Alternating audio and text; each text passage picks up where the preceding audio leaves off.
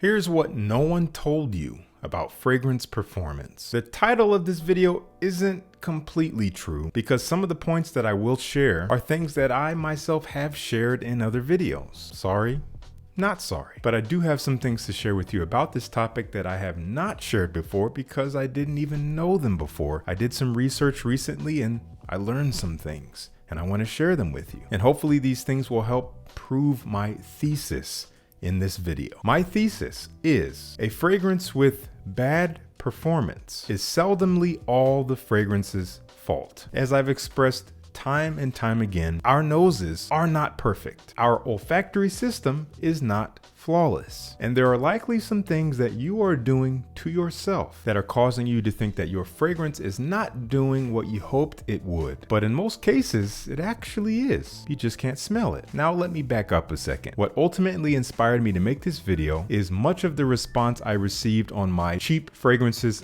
/ clones video I did recently. The scores of you that came to bat for clone fragrances, in my observation, primarily did so with a similar swing. The clone fragrances these days, being less expensive than their originals, just tend to perform better than the originals. So therefore, they're much more valuable. Is this true?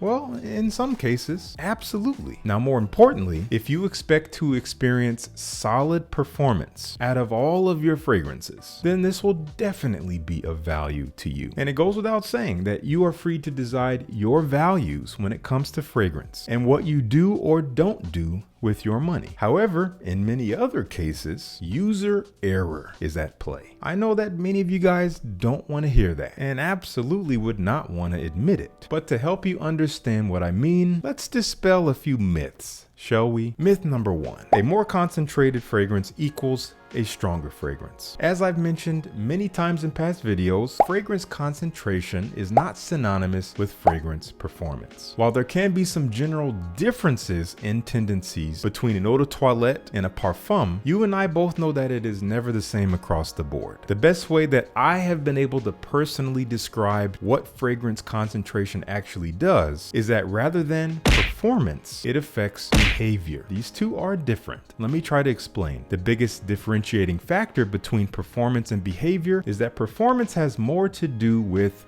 our perception. Can we perceive something as strong? If we can't perceive anything, how do we know if it's strong or weak? You know what I mean? So our sense of smell plays the biggest role when it comes to the strength of a fragrance, how long it's lasting, how much it's filling the air around us. It's all up to this guy. However, the behavior of a scent is simply how the variety of ingredients present in the fragrance are evaporating and collaborating, and how all of that forms your experience of them. Thus, in theory, an eau de parfum or an extrait de parfum is generally composed of a majority of heavier materials and may evaporate more slowly from your skin, not necessarily making it stronger or more noticeable, but perhaps leaving a smoother sillage trail that maybe lingers a little bit longer and also maybe staying on your skin for a little bit longer. Maybe. The condition of your skin also plays a role in that. On the contrary, an eau de cologne and an eau de toilette may be composed of a majority lighter, more volatile ingredients that will evaporate with speed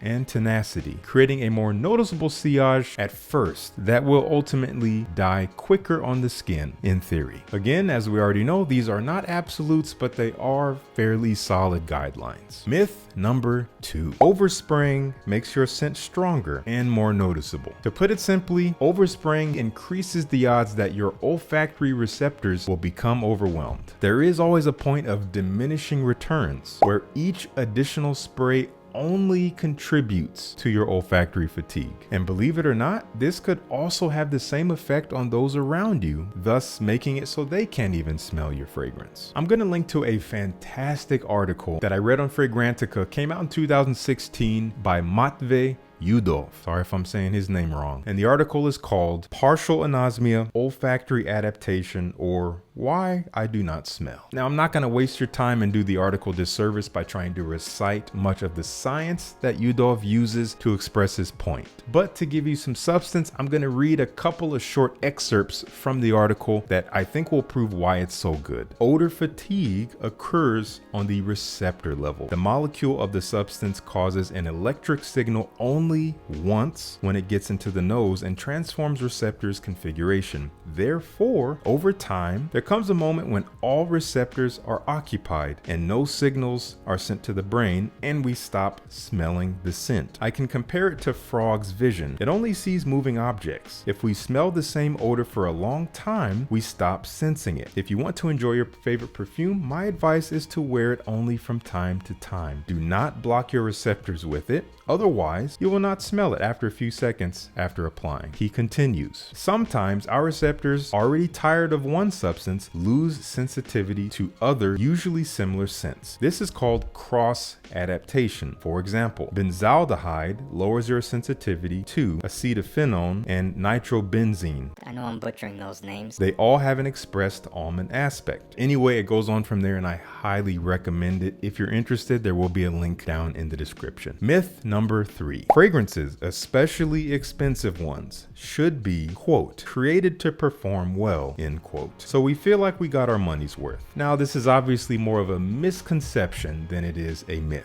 But shall we continue? If you have been consuming popular fragrance content here on YouTube for any length of time, I regret to tell you that it's possible you've been influenced to believe this. You didn't even know it. I've spoken on this matter so many times, and to avoid being too redundant, I'll say this. Don't you think there's a reason why performance is such a perpetual issue of concern and contention in everyday fragcom? Why does there seem to be an endless, incessant, and ever-present spirit of dissatisfaction when it comes to this issue? Well, I think there is a good reason. It's because so many of us have been influenced to expect fragrances to do what they actually were not designed to do. I'll repeat that.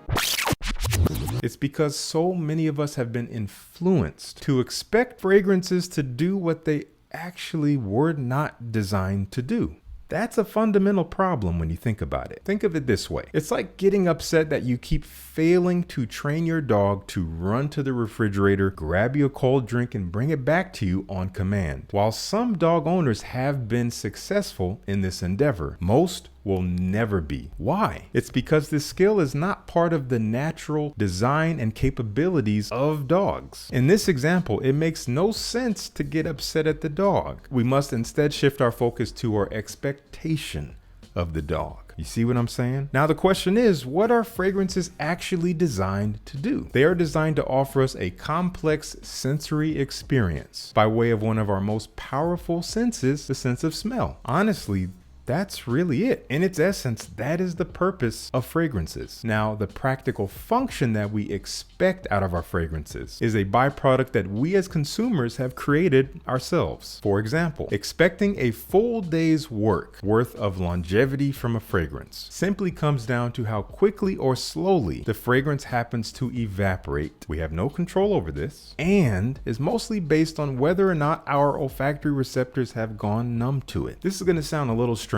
but bear with me. What I've found is that a lot of us seem to treat the expectation of our fragrance lasting all day in the same way we treat the subconscious expectation that the clothes on our back that we decided to wear to work won't disintegrate by the end of the day. But now that I've said that, I know you've immediately realized that those two elements are not really comparable, yet we unknowingly compare them. Interesting. Now don't get me wrong, there are undoubtedly fragrances that perform strongly for some people. There's evidence of that everywhere. But the fact that many of these same fragrances don't seem to give the same results for others is proof that performance is a byproduct influenced by the wearer, by you, not necessarily an inherent feature of a fragrance. What makes it a byproduct is not actually the fragrance itself, at least not all by itself, going back to the thesis. It's us. We are a breathing, talking, walking, thinking, worrying variable. So to those who treat weak fragrance performance as some kind of conspiracy in the industry that requires correction, or even attributing it to laziness by some of these companies, I honestly think you're spinning your wheels. And even if you disagree with me and believe that it is a noble intention to want fragrance companies to do better when it comes to strong performance in relation to the money you pay, here's the bottom line. Can this perspective actually solve this problem? Does complaining change anything? Is this actually a problem? And do you believe that you can be humble enough to admit that your ability to smell a fragrance is a part of the equation? My hope is that you came away from this video with some information you didn't previously have. I know I did. Now, if all you have coming out of this video is frustration towards me, I invite you to take a look in the mirror and ask yourself, am I actually your problem? Nonetheless, I would be happy to have a friendly discussion with you guys about all of this down in the comments. And with that, thank you so much for tuning in. Peace. I'll see you in the next one.